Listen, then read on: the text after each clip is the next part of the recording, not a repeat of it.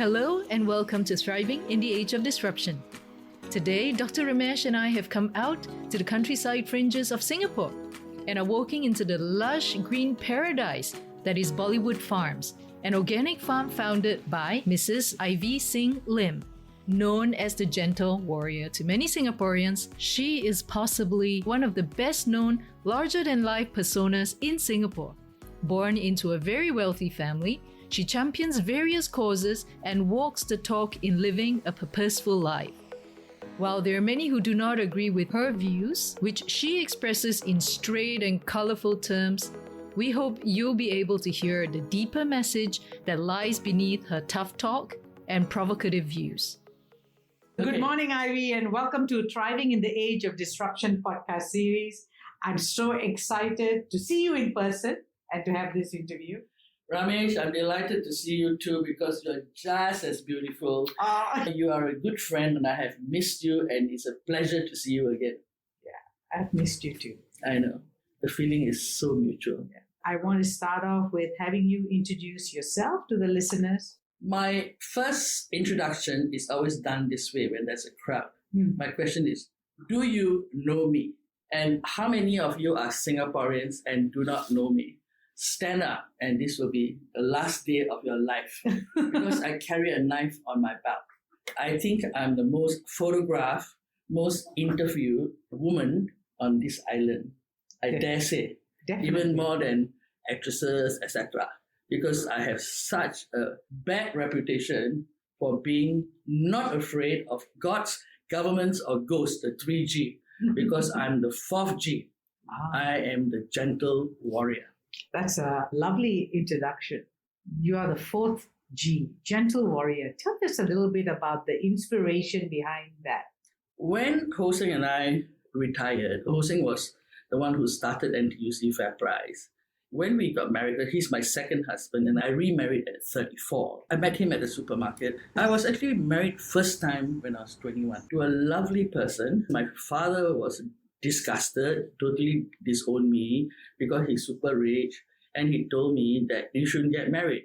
I didn't understand why at that time because you believe in love and all that. So after 7 years of being married, I decided to sack my first husband and live for the next 7 years hunting, smoking, foraging, fishing. So at age 34, one day, the good God appeared and said to me, now, if you continue in this way, you are sure to die of something, right? So what should I do? He said, you should get married again. So I said, okay, and how shall I do this? Because I'm super rich. My papa was a big landowner and all that. So I worked because I had to keep myself busy, not because I had to earn money. And this good God said, go to the supermarket. So I went to the supermarket and there was this man standing there and the caption said, buy one, get one free. So immediately I introduced myself. And after 3 days, we got married. You're not joking. Yeah, one was drunk and one was desperate. And the plus one was his daughter. Anyway, she was 16 and I told her, I said, sweetheart, I'm going to marry your father, so don't give me any crap, okay? Because if you give me any crap, I will get rid of you. And if your father supports you, I will get rid of him too. I looked at this kid and she thought, who's this monster in my life? So therein starts the 3rd chapter of my life. And after 7 years, I thought I should divorce him too. Because men get boring too a few years. I mean, you've seen it all, you've done it. How many more ways can you be excited? Right? So you must remember, I'm from the warrior caste. Right. So, but I know that Ho Seng is an accountant by training. And he knows how much money I'm worth. Right? He'll go to court and all the judges in Singapore know what a wonderful warrior I am, right? And he will start crying, and all the judges will also start crying, right? And he will give the example of how I torture him. He will say, she calls herself the gentle warrior, but she's not, Your Honor.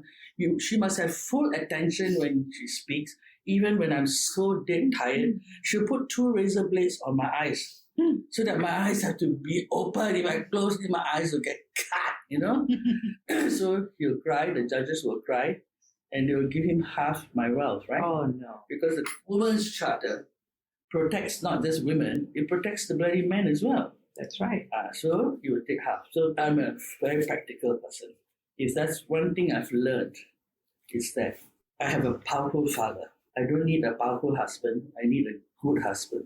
I decided not to divorce him. And this year, we are celebrating our 40th anniversary.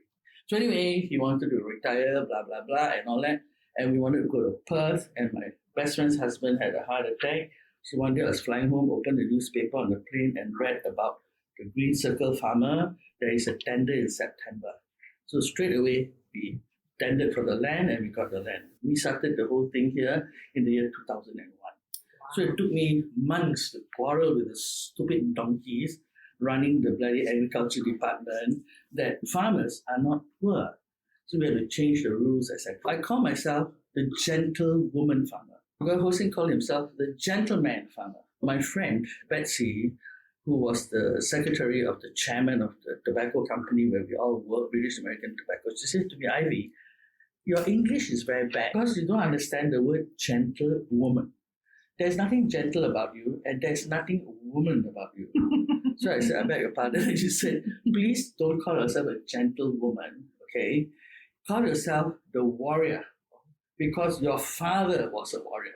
So if you call yourself the warrior, then people will understand why you are so feisty. Then 2001, this World Trade Center happened, right? And my husband said to me, darling, stop taxing the warrior.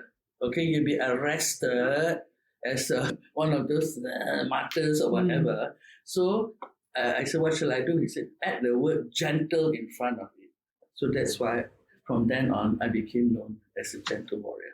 Wow. The gentle is put in as a front. It's a racket. Anyway, cheers, water. Yes, cheers. That was an interesting introduction. Maybe I have two words. One is charismatic and visionary. And that's how I would describe you. And the third word is actually generous. Because I've known you from way back during the time when you started the farm. At SCW, we were both board members. And you were just generous and welcoming. And I think I must have been awkward there, being a little bit younger than the rest of them. Almost immediately, you asked me to come and serve in Netball Association. And that was great because in you, I saw a woman leader who was just not up to forwarding the women's movement, but who was also very passionate that we actually act on the words. That means we produce the results. As someone who was young and had started my own company and was working for others, to me, producing results was so important. I wondered often, how did you actually become so skilled in producing results? Because like you said, you never had to work for money, but you did that to maybe contribute. So were you born with these skills or did you develop it? I'm sure that first, fundamentally, you must have it in your DNA. So whoever are your parents has got a lot of bearing on what kind of genes you develop. My young childhood was formed by my servants. In those days, we call them servants, okay? So my father never told us who is God. He never told us, don't do this and don't do that. Neither did my mother. So my father was a very powerful person. He came to Singapore when he was 14 years old in 1920. And 29 years later, I was born in 1949. So my papa was, by the time I was born, one of the largest single landowner in this. So when we were born, there were only rich landowner, farmers, kidnappers, and the bloody British. So you just drink gin tonic, speak like the Queen, and you know about the British. The next group, the landowner, farmer, kidnapper. So the kidnapper, very simple. Your servants and your bodyguards train you. So you tell your servant, when you want to have a pee or a poo, you say, Yong Jie, ngoi on you. On you means pee, or si means poo. 1 minute, 2 minutes, you don't come back in 3 minutes, you are kidnapped. So if my servant was looking after Mas Selamat, he would never have escaped.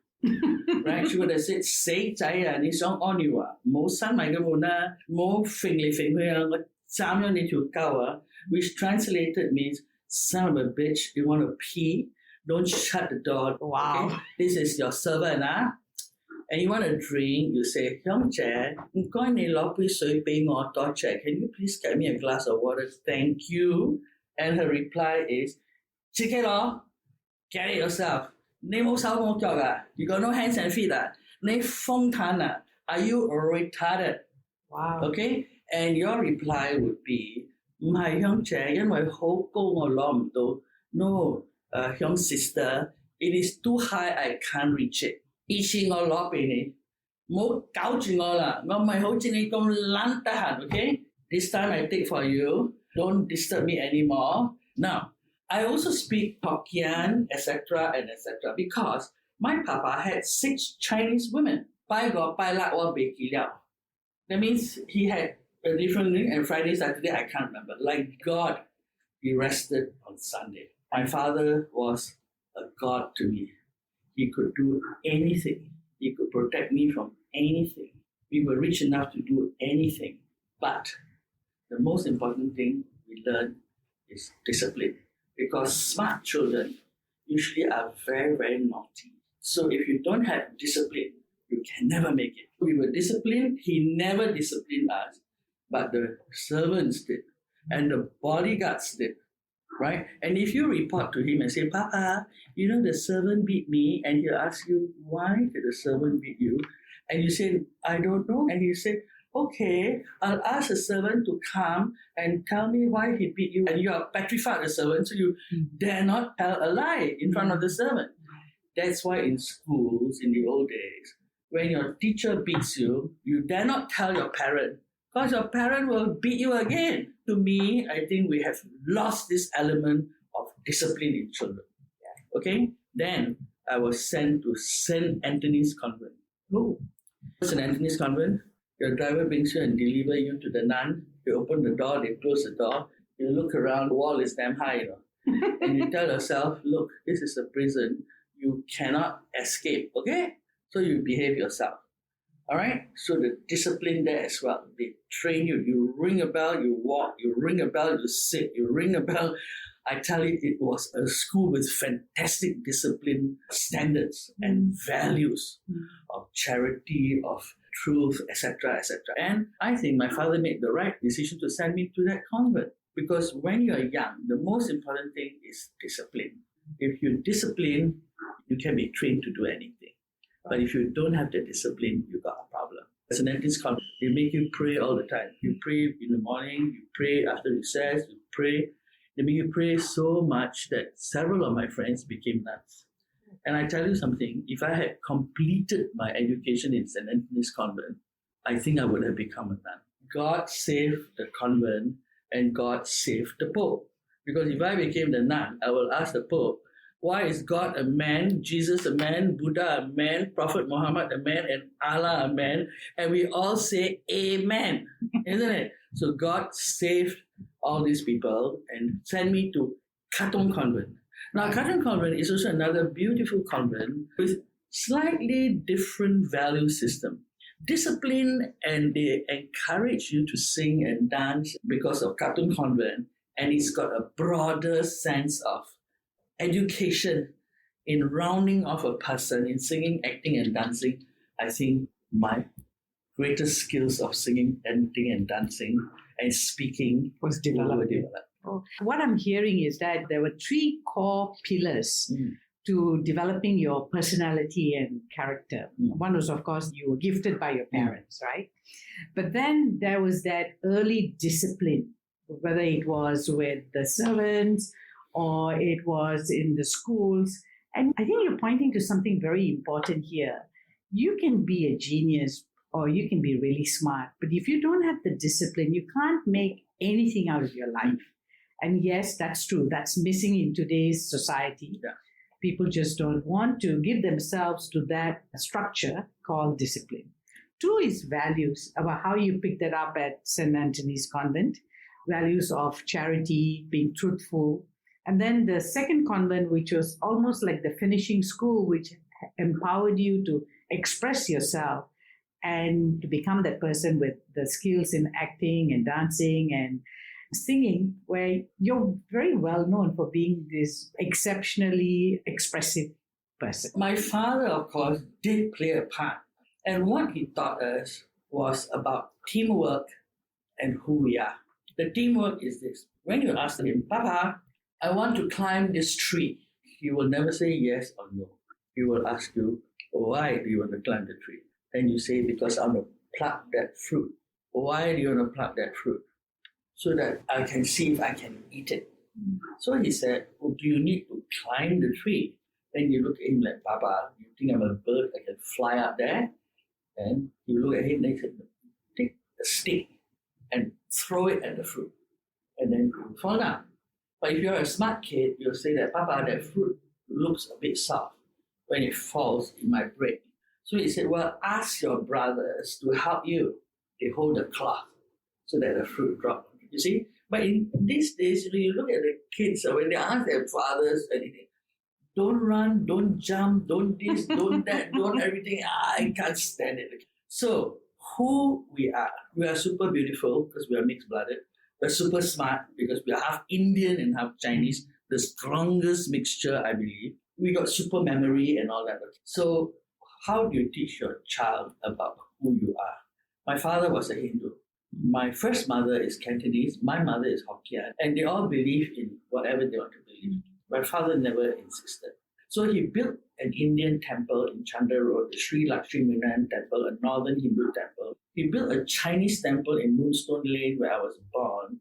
He built a tomb for a Muslim woman also in Moonstone Lane on the property we owned. My brothers all went to St. Andrew's School because we owned all the land next to St. Andrew's School to the river.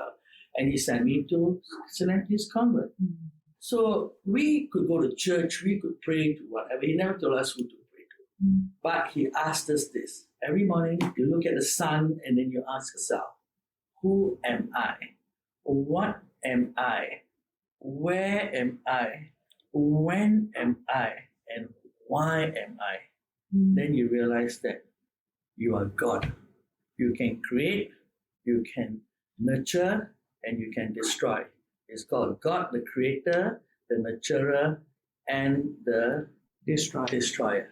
Okay? But Hinduism is the first recorded philosophy of life.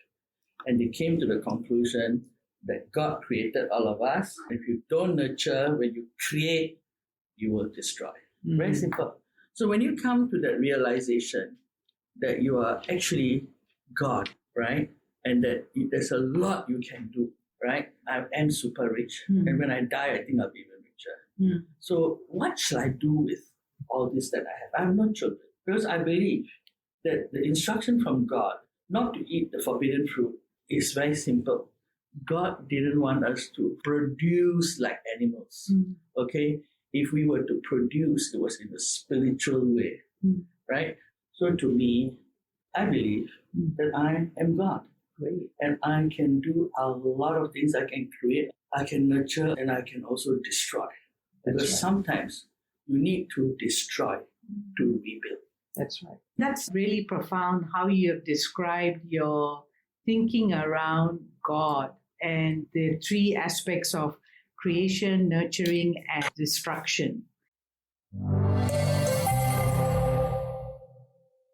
So, Ivy, we heard how it was growing up, being connected to nature, seeing and understanding that you're part of the universe. And in my experience, I know that it's different from discovering one's purpose in a personal development program. The biggest issue about all this is that people think that just because they've discovered a purpose and that's all they want to focus on, it's about themselves. But actually, part of discovering one's purpose is what we can do to contribute out there. So I want to move into a new conversation, and that is about your spiritual journey. Can you take some time to describe it for us? I think that's very good way of describing it. People must first go back to really who they are, right? To the day you are born, to the background that you're from, and then what you think going forward you can do. Because unless you go back to really understanding it and getting enlightenment, like what your role is, you could create a lot of havoc in the world. So at 73, I think I have finally come to realize my real role and that all the time from young I have been trained to start doing that. I hope by the time I'm 80 that I'll be fully enlightened. Another 7 years to go. Yeah. Wow. After all, Buddha died when he was 70. I believe that when you reach that level of enlightenment, you know it already. Yes. And it's time to go. Yeah. What you're also saying here is that it's a journey and we have to keep on that path because that's like the biggest objective to who we are and why we are here and what we are doing.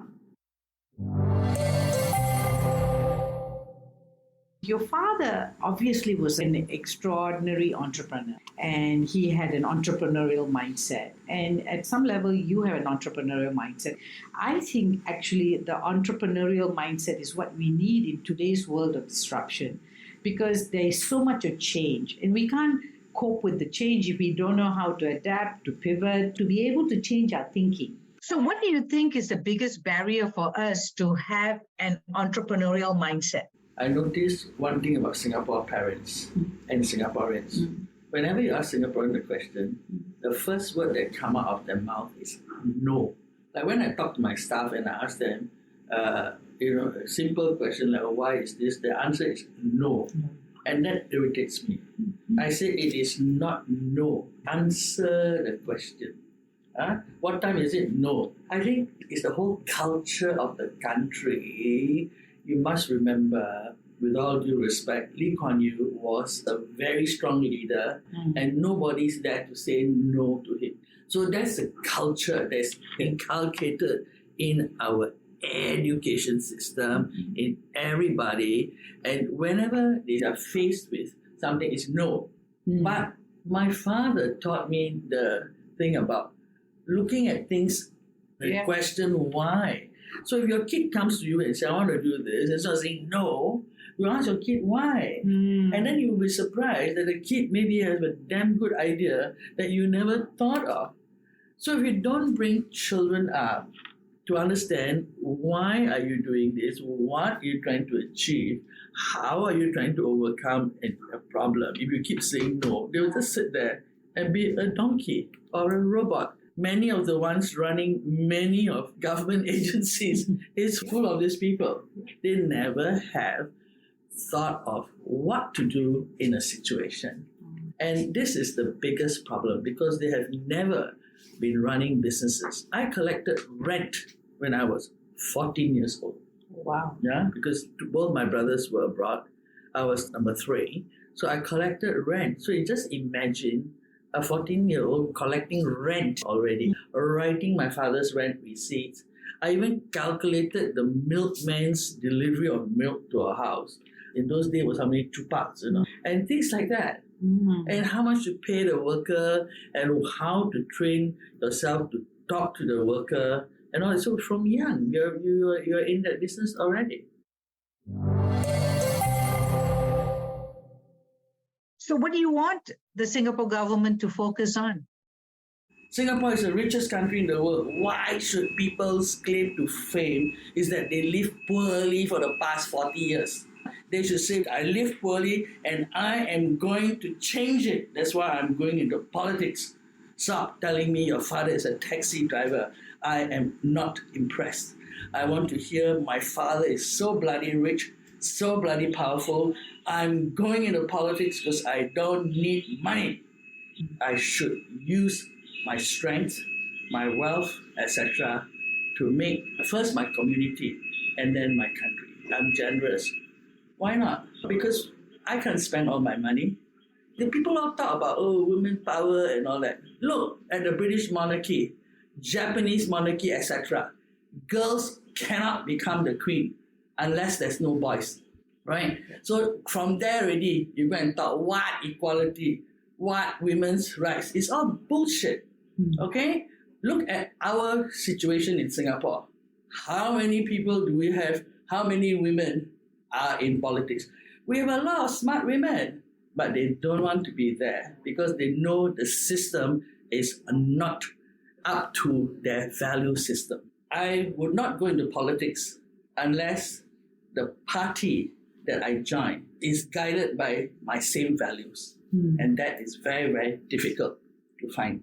If I can find, as I said, 9 women who are exactly like me, rich, powerful, beautiful, not worried about anything, and have the same value system and also drink whiskey, Yes. I would start a party. But it's very difficult to get 9 other people to have the same value system as I have. And that's why I think a lot of women don't get married, because it's very hard to find a husband who has their own value system. True. It's very true, because if you have very high value system, there's very few people who can match it. That's true. Yeah? Going back to the entrepreneurial mindset, what you pointed to is it starts off with that simple thing, which is to just ask the question why versus being stuck with it's a yes or no. And if we learned how to think through the process and to solve that problem, we'll become resourceful in life. We'll know how to manage risk or uncertainty, and we definitely will know how to create value. As a 14-year-old, you had the best education in being that future entrepreneur. And most important, you can smell a rat and you can smell bullshit because you know the smell of cow shit, bullshit, chicken shit, or real shit, or what shit. So nobody can give you any BS. Simple. That's really interesting. You seem to be pointing to the need to be self-discerning, right? The world is full of BSs, especially a country like Singapore. All the carpetbaggers from the west, the east, the north are all coming here like sharks because they can smell blood. So you look at all the women who are being conned. I watched this program on TV that day. A woman can transfer 300,000 to somebody she has never met. Why did she do it? Do you have any advice for young women aspiring to do something with their life, or even women who are older who think that they have something in them and they want to express it out here in the world? Well, I don't think it's only women. I think we must teach children. We must teach children that they are born for a reason. So the first thing in the morning, jump up, look at the sun and say, what is my role today? And then go and do what you have to do. Don't get up in the afternoon, which was something that my father never allowed us to do. If we sleep beyond 7 o'clock, I think he'll switch off that main switch, so all the air conditioners go off, so we wake up. So like me, I wake up at 5 o'clock every morning. And you meditate a bit, you think about life, review, what do you think you're going to do for the rest of the day. So just encourage kids to love life. Every day to say, what shall I do? If you just teach children that kind of attitude, what I call the warrior attitude, they will all do well.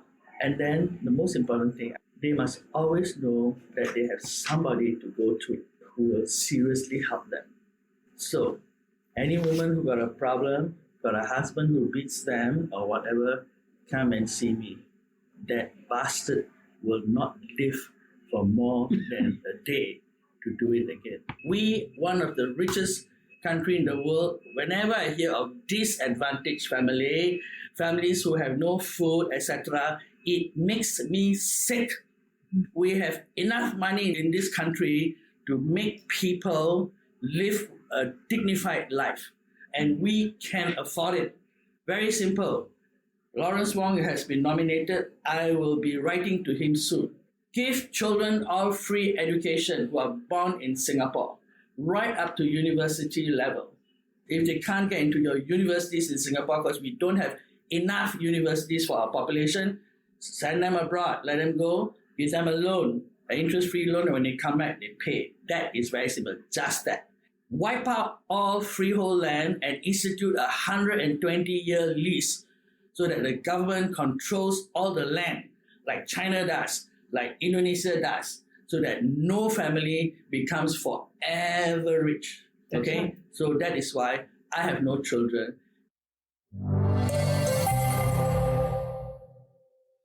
When I die, I have already started a trust called the Gentle Warriors Trust, not Ivy Singh's trust, but there are a lot of other women whom I like to think are also gentle warriors. They don't have as much money as me, maybe 1 million or 2 million, but they can also donate it to this Gentle Warriors Trust. I have a group of very intelligent, experienced women who sit on as the board. And people always ask me, but Ivy, how you know they will do what you want them to do? I said, very simple. It's in their conscience. I cannot control their conscience, but I believe that there is always an equalization at the end of our life. I believe that what you do in this life has a bearing on your future life. I think I must have been a very wonderful person in my past life.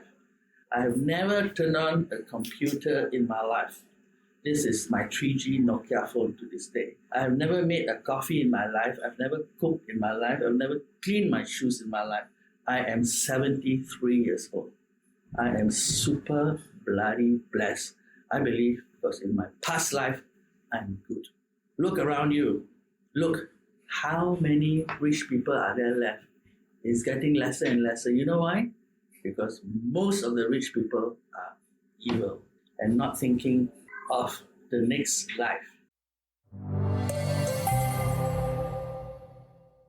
So when you look at disruption, one of the key things is that life is not going to go the way you expected it. And that becomes a setback. For some of us, it actually becomes like a crisis. How have you dealt with setbacks in your own life? When I turned 50, my best friend's husband had a heart attack.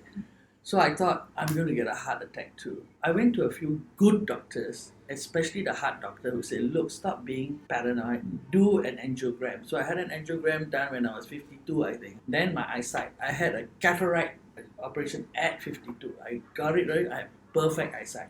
My friend, a doctor, he told me to drink whiskey instead of taking Xanax. He told me, I'm a doctor sitting next to you. On the plane, you won't have a panic attack, right? And if you do, I know what to do. So when I got on the plane, I said, now what shall I drink? And he said, your usual. So 6 whiskeys later, because it takes 6 hours from Perth to here, every hour 1 whiskey, I arrived happy and not psycho. So I think when you're faced with an issue, you must get the right mentor, the right person, the right doctor, the right lawyer, or the right whatever. Don't listen to especially women who will tell you all kinds of things because they themselves are not strong people. So unless you speak to a strong woman who doesn't care about setbacks, like my eldest brother is a doctor, he always say to us, if your left hand is cut, you still got the right hand. You look at people, they lose their arms, they lose their leg, they still make it. You watch on Netflix, I just saw a very interesting show called The Orphans, 12 orphans, and they form a football team. They made it. They're smaller, they're all that, but they made it. And there's so many shows nowadays you can watch which actually tell you that your mind is your most important. Rules and regulations must be there, right? But you must choose which rule and which regulation to follow. And if you think that that rule and that regulation is stupid, then you must get to the person who's making those rules to change it. For example, when Hossein and I took over this land, the rule was only one single story house, no more than 180 5 square meters, because our leaders, they think farmers are poor. Look at all the Western farmers, they are super rich, they grow enough to export to us. We got a stupid mentality. We think money is important. Money is only paper. You can smoke it, you can steam it. Money is only paper. Okay? Right. So these are the few kind of lessons that you must institute into people so that they don't have this mentality that just something small and it's the end. You must have the right mentor. That's right. Yeah. Just to recap, so you're talking about the right mentor and also the right support structure. And making sure that person is an expert is important. Number 2 is don't be constrained by the no's. So it's almost like reframe it and look at why not. Exactly. Right? Yeah. So it all boils down to what is your perception? Are you doing enough to train your mind so that you can change your perception as things happen to you? And the last piece is you've given us an access to look at money. Money can be many things to us.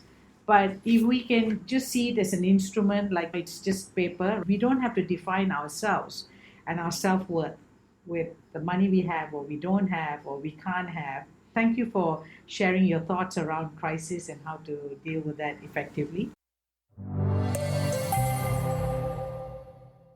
Do you think it's possible to live a simple life? And how do you do that? A simple life is get up in the morning and thank whoever you want to thank that you managed to get up that morning, stand up, then you just carry on and do what you will have to do for that day or for somebody or whatever. When Seng and I moved here, I created a circle of life. Wherever I go, I create a circle of life.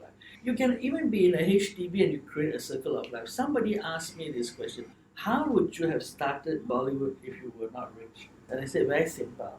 I would look around the circle of HDB around me. And then I'll look where I can make a pond, dig a pond, where I can make a forest, where I can make a farm, things like that. And I will take my an excavator and excavate the pond. So they said that, oh, but then the government will stop you. I said, look, the government won't even know I'm doing it. Because most of the time they are sleeping in the air-conditioned offices. They will think I'm a contractor, and I would have built a beautiful circle of life, and from there, everybody can do something.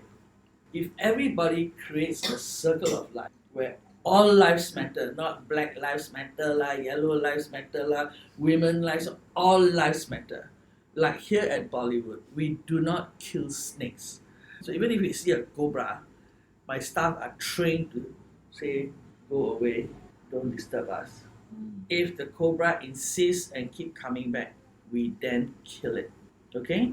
Otherwise, we don't. Right? Yeah. We don't kill anything unnecessarily. I love your example of just being grateful for getting up in the morning, giving thanks to the universe, looking at the sun, praying, and then reviewing what is it that we want to contribute. Yes, there is a simplicity in that. So that's great. But more importantly, I love what you described as a circle of life. It's almost to me an analogy to think, because if you looked at any situation, whether it was in your case starting this farm, so what's my circle of life? Who are the people around me or the HDB flats around me?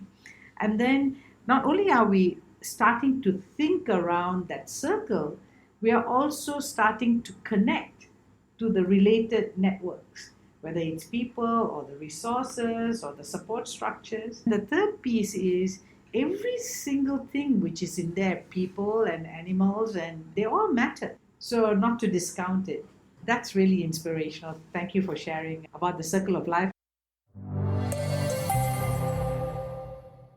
You know, Ivy, when I used to serve on the board of Netball Association, I was always curious about one thing, and I'm going to ask you that question today. Why were you so passionate about netball as a sport? I must also tell you another secret, like netball. Everybody thinks that I have a great love for netball. Let me tell you something. I don't believe in sport. White men swim, black men run, yellow men do ping pong, big people do carry weight. So it's white monkeys, black monkeys, yellow monkeys, big monkeys. I am not a monkey. I do not play a sport. I was in netball not because of it being a sport, but it was a woman's sport. Because I believe very much that when the mother is healthy and active, she will breed healthy, active children, and she will create in her house a circle of good health. Right. So it starts with the mother. So that's why I was in netball. And to me, I don't think people should play sport because they have to win a medal. I think people should be in sport to be active, to be healthy.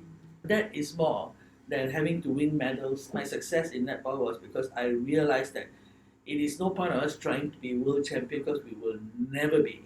But we should try at Asian level, and most importantly, it should become a grassroots game so that every woman has netball.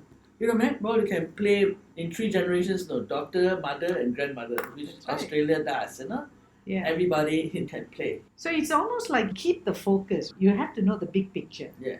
Whilst you're also working on that small little goal time to time and the milestones.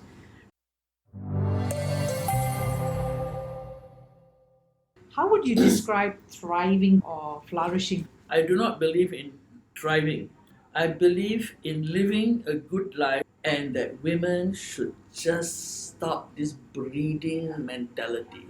Breeding is not the answer for this country. Gods and governments want you to breed so that their business model will continue. Why do you bring more out into the world? We have too many people already.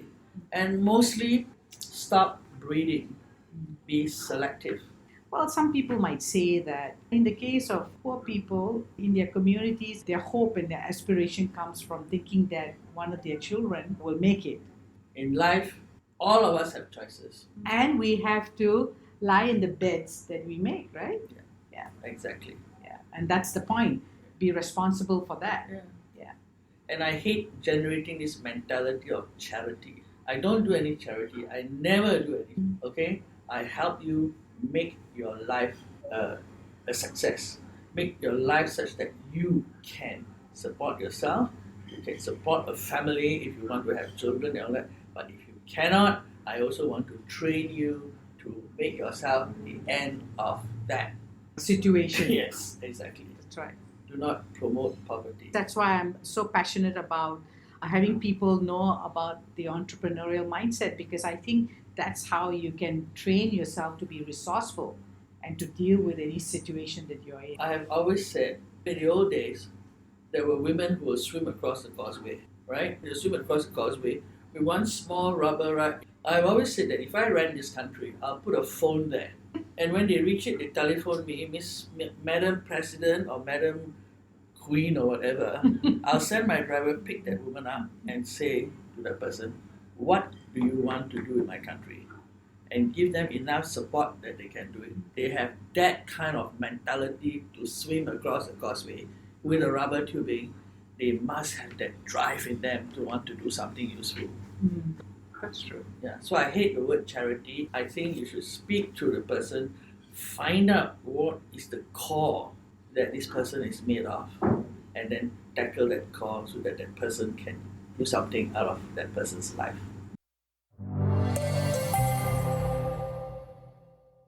What do you think about ageism and the fact that people have a value system around what older people can do or cannot do? And especially with women. We have to be very practical also, right? When you run a business, for example, I hate to employ Singaporeans. They got maternity leave, paternity leave, vaccinity leave. They got all kinds of leave. Everybody want to work from home. How am I going to run my business if everybody works from home? Don't work for me. We also have to be very practical in running a business. You see, most of the work has to be done with your hands. All this digitization and all of this helps you to simplify your work procedure. Or to scale. Or whatever. But the point is, the work must be done with first your brain and then your energy and your hand. The robot cannot just go and take the rice out of the bean, wash it and cook it. That's why this stupid thing about digitization and all this, you must be practical. You see, no Singaporean can do the work on a farm, even if I pay him $10,000 a month. That's right. Because they're not trained to do hard work. So, ageism is the same, women's power is the same.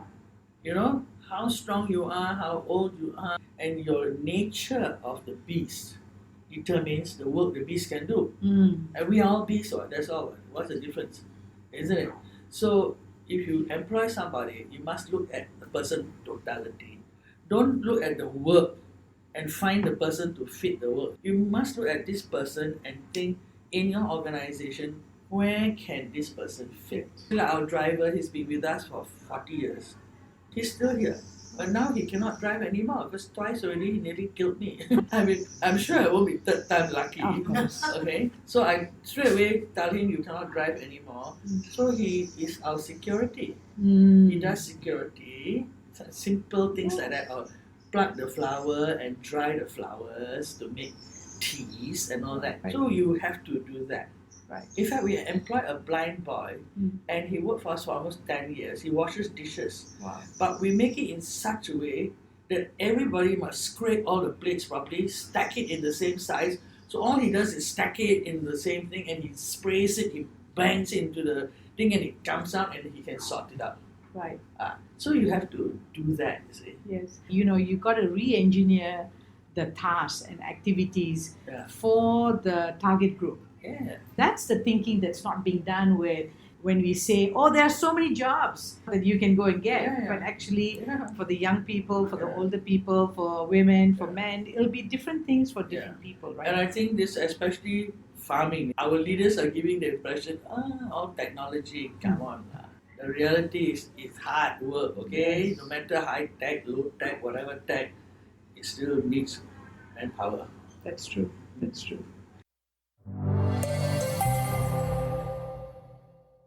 Do you have any advice or any thoughts about family businesses? Because I spend a lot of time working with family businesses. The challenge for family businesses is that they start off with a founder or an entrepreneur, Yeah. and over time they pass it on to their next generation. And usually at that point, conflicts will set in because of interpersonal relationship.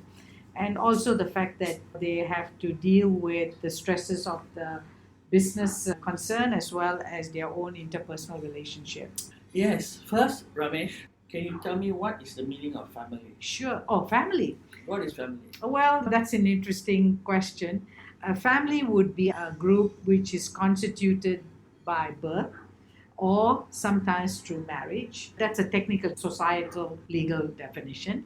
And then, of course, some people will say that a family can be any group of people who constitute themselves as a family because they are willing to have the values that you see in a family, which is to be loyal, to trust each other, and to demonstrate some aspect of altruism. And this is actually reciprocal because you can count on me and I can count on you, and we will do something for the common good. You are absolutely right. Family is through birth, your blood, right? So blood is cheap. You can go to the blood bank. And family is marriage. Marriage is disposable. Now, my definition of family is people who sincerely love you. Okay, who sincerely love you and will do anything for you. So, as I said, almost all men are evil, and most women are stupid. So your family constitute your relatives constitute of men and women. You think they really love you? You think they really care for you? Okay, so I am not cynical. I'm very practical. Family are people who love me. I have no children. My family are my workers, my dogs, my cats, my friends, people who love you and true friends.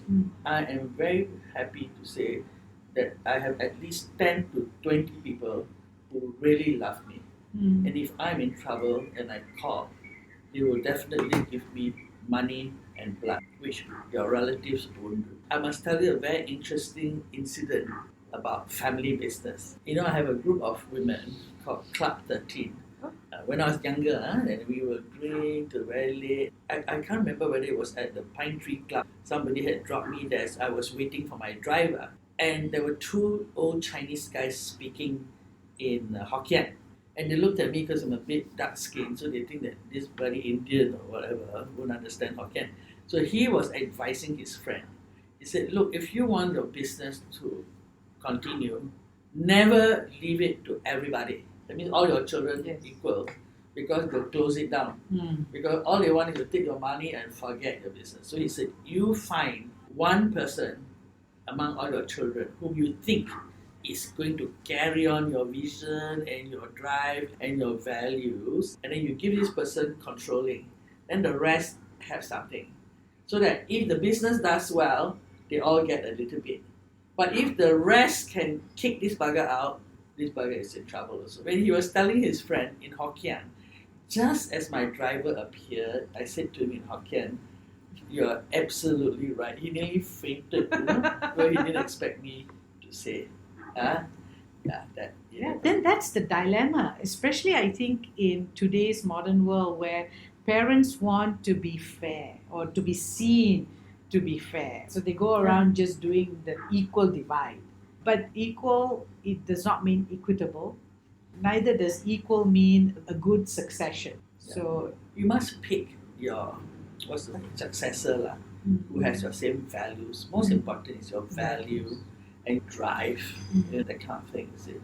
Right. And maybe also the vision that you've created as a Correct. founder and what you want this Yeah, person to yeah. continue with. Because very often you can have a few children, they will all definitely have their own value. Right. Because one might think, if I get 10 million, I'll be happy to live in Australia or New Zealand or whatever. Why I want to carry on the business, quarrel with somebody every day, curse and sweat the workers every day. So it's the makeup of the person. So your successor must first have your value system and then have your drive to see that you want it to continue. That's right. Yeah. And what about your father's business? I mean, what happened with My that? father was a big landowner, as I said, the biggest landowner. The government acquired 95% of our wealth. Now, the last estate was Sime, and it was 6.5 million square feet. And only 30 years ago, they acquired 6 million square feet, $1 per square foot, took all the sand and put in Marine Parade, right? That's why we have Marine Parade and we got Goh Chok Tong. But I like Goh Chok, he's a nice person, right? But on the 500,000 square feet, my papa already had 100 houses, which were rented to the British, etc. But we were allowed to rebuild. That's why in 1989, I had to leave the tobacco company where I would come back to run the business. But my youngest brother had retinal detachment and was almost blind. So he and I built up the rest of our land bank, and then I wanted to go to Perth to live. What is there? What else is there to do? Isn't it? So, and that's where I found this land. So I believe very strongly that fate, your life, you're born, and it's already decided what you should be doing. So therefore, you should always pray every morning, look at the sun, and make sure that you are guided to do the right thing. Yeah? Yeah. Tell me a little bit about your Gentle Warrior Trust. Not only are you going to be moving a substantial amount of your wealth there, but you're having it be open to other people who may also want to contribute. What are some of the activities that you're doing in this trust? Basically, if you read the Constitution, it is set to assist women and to empower women. So, for example, we don't do charity. So, if you need money because you're in trouble, we don't do that. But if you need to improve yourself, even a simple thing like getting a driving license, because they call it Skills Future. It's all BS. It's only $500. Yeah. You know how much it is to get a driving license? Yes. So say a woman comes to me and says, "Oh, I need some help." The board will and then find out what is it. So why do you want to have a driving license? So if she said, "Look, I need a driving license so that I can earn some money. I can drive my parents to the hospital. I can drive my kids this and that sort of thing." So there is a reason, right? So then we will lend her the interest-free or maybe as a gift, Right. if it's not such a lot of money, and then that person will finish it. So we have already put a few women through many things, you know. Right.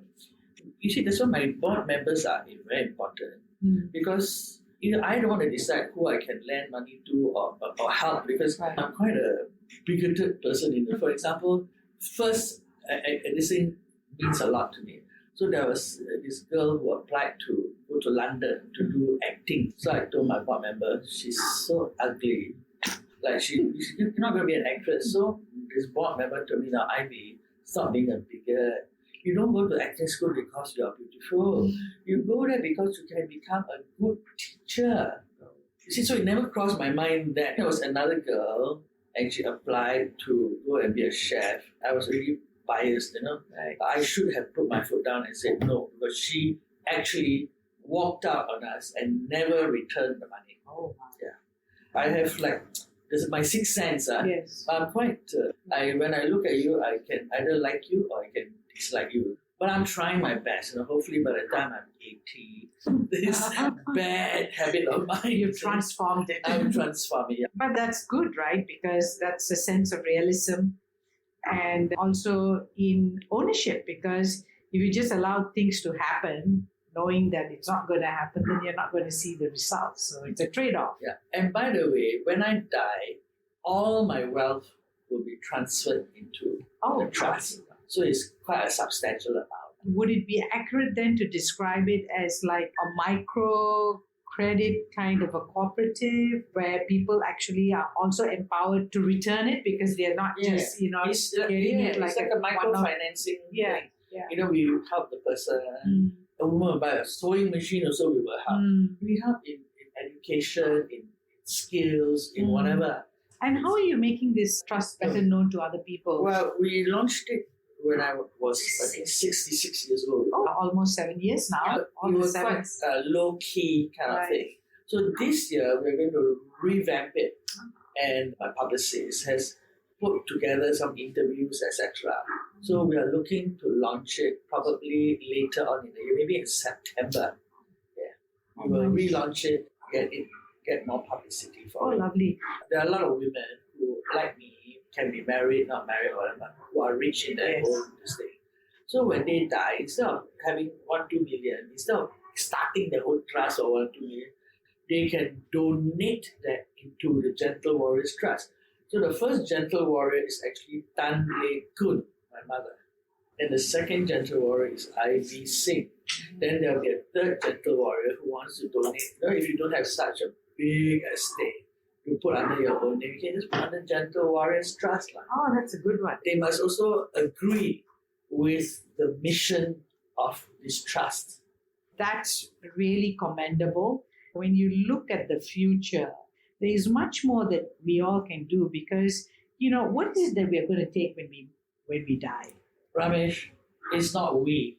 It's just a few evil men and mostly stupid women. That's why the world is in this situation. There are very simple answers to eliminate evil, but we are not doing it. The stronger ones are not eliminating evil. They are allowing evil to continue so that always the third dimension of people is always being put down. There's this good, there's this evil, and then there's all of us here. So this good and this evil, if we don't resolve that level, this group, the bulk, will always be suffering. Very simple. For me, if I know for sure you are evil, I will eliminate you. Listeners, there is that knife there. How old is it? Very old. When we were young, we all trained with a very small knife. Wow. To clean your teeth, clean your ears, scratch your head, and to throw at your neighbor's chicken.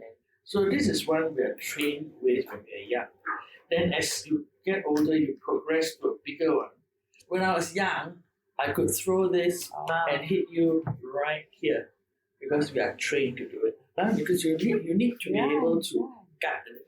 Now, on this topic, in fact, this morning, I was trying to call the president of the Scouting Federation. Yes. She sent me a guiding handbook, and which is fantastic. Basically, our training by my father is guides training.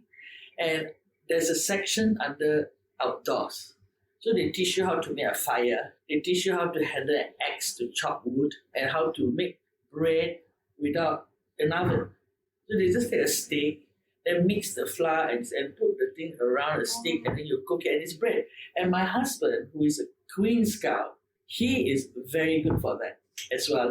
I think all young women must become guides and all young men must become scouts. And I think the motto is so good. Be prepared. You must be prepared for anything. And don't think that, rain, and you hate rain, that sort of thing. There's a lot of things that you can do. Rain, collect water. Yes, correct. If life serves you lemons, make lemonade. That's the deal.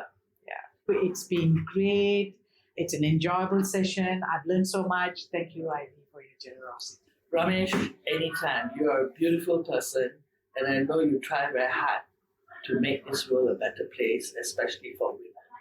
Thank you for your time, and thank you for the opportunity to be on this show. I just hope that you won't be arrested for airing my views. No, not at all. Thank you for listening today. We hope you've caught a glimpse of the strong, powerful woman who is Mrs. Ivy Singh-Lim. We're glad to have shared with you her authenticity and raw honesty, and how she deeply cares and fights for Singapore, her country, her people, and for humanity. To rejuvenate your senses and enjoy some amazing farm-to-table, really fresh food, you're welcome to visit Bollywood Farms and the surrounding crunchy countryside. Next up, Dr. Ramesh chats with another deeply spiritual and powerful woman leader, Kuntesini Vajrastira, the founder and chairman of Abra Corporation, a leading food ingredients distributing company in Thailand. Be sure to join us again here on Thriving in the Age of Disruption.